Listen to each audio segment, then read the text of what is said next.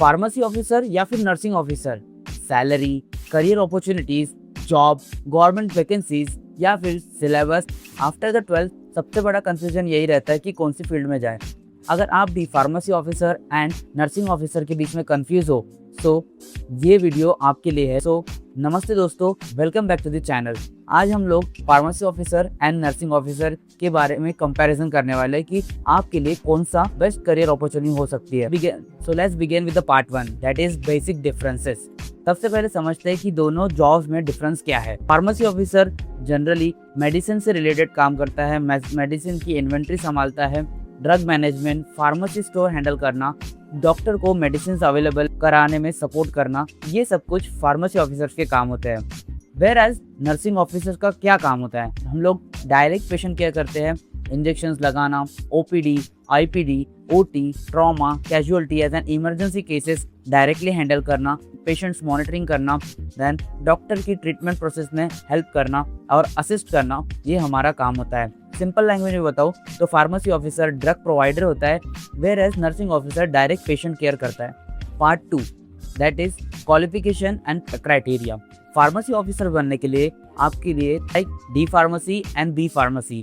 D pharmacy जो होता है वो एक डिप्लोमा कोर्स होता है जो कि 2 साल का होता है, whereas B pharmacy is a degree course which is about 4 and 4.5 years of degree certifications. अगर आपको नर्सिंग ऑफिसर बनना है, ऑब्वियसली देयर वहाँ पे भी 2 कोर्सेज होते हैं। फर्स्ट इज जीएनएम जो कि 3 साल का होता है and second is the BSc nursing which is 4 years including internship in that. Part 3, government opportunities and government department. दोनों ऑफिसर्स का रिक्रूटमेंट जो होता है AIIMS, ESIC, railway, defence hospital, central government hospital, state government hospital, NHM, medical colleges, nursing officers के लिए एक AIIMS का नॉर्सेट एक मेजर रिक्रूटमेंट एग्जाम होता है।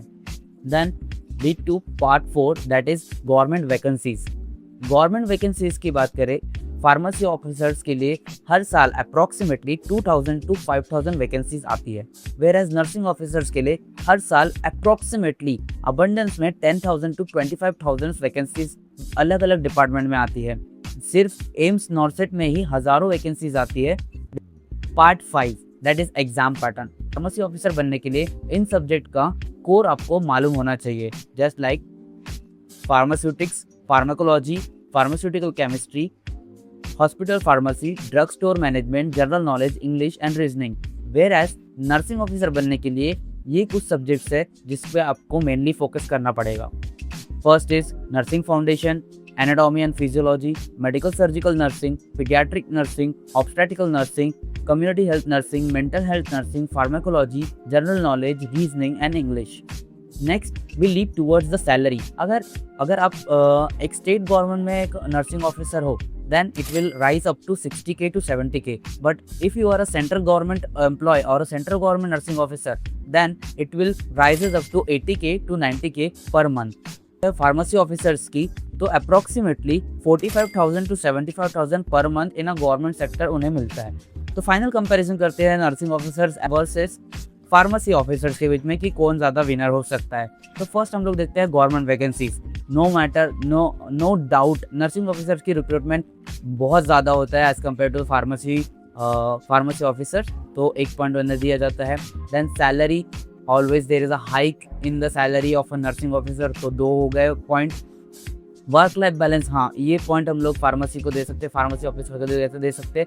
एक फिक्स टाइम तक ही उनकी ड्यूटी होती है। एंड बात करते हैं प्रमोशंस की, उसमें भी नर्सिंग ऑफिसर जब after the 3 years of experience she can give the senior nursing officer foreign scope both we can give both of them the foreign scope में दोनों को opportunities है अच्छी खासी, तो both then after that patient care में obviously nurses ही point लेके जाएगी, इसमें भी तो 5 हो गई।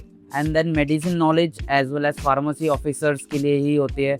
so these are the 5 C we can say and that's why I've choose nursing officer career in my life. So final verdict की बात करा जाए, अगर आपको medicine, drug management, drug inventory या फिर ड्रग सप्लाई में इंटरेस्ट हो तो आप फार्मेसी ऑफिसर अपना करियर चूज कर सकते हो। But patient care, high government vacancies and long term career growth चाहिए, then you should always opt for the nursing officer career. दोनों ही करियर हेल्थ सेक्टर के लिए बहुत रिस्पेक्टेबल है, बट आपको डिसाइड करना है कि आप ड्रग मैनेजमेंट ज़्यादा अच्छे से कर सकते हो या फिर पेशेंट केयर कर सकते हो। अगर आपको वीडियो थोड़ी सी भी अच्छी लगी हो और इन्फॉर्मेटिव लगी हो, वीडियो को लाइक करिए, शेयर कीजिए अपने कलीग्स के साथ, 12th पास आउट हो चुके हैं, एंड सब्सक्राइब कीजिए इस चैनल को, बिकॉज मैं ऐसे ही वीडियोस इन्फॉर्मेटिव लाते रहता हूँ। और कमेंट सेक्शन में बताइए कि आप नर्सिंग ऑफिसर बनना चाहते हो या फिर फार्मेसी ऑफिसर बनना चाहते हो, ताकि मैं समझ सकूँ कि आपको वीडियो बराबर से समझ चुकी है। मिलते हैं नेक्स्ट इन्फॉर्मेटिव वीडियो में।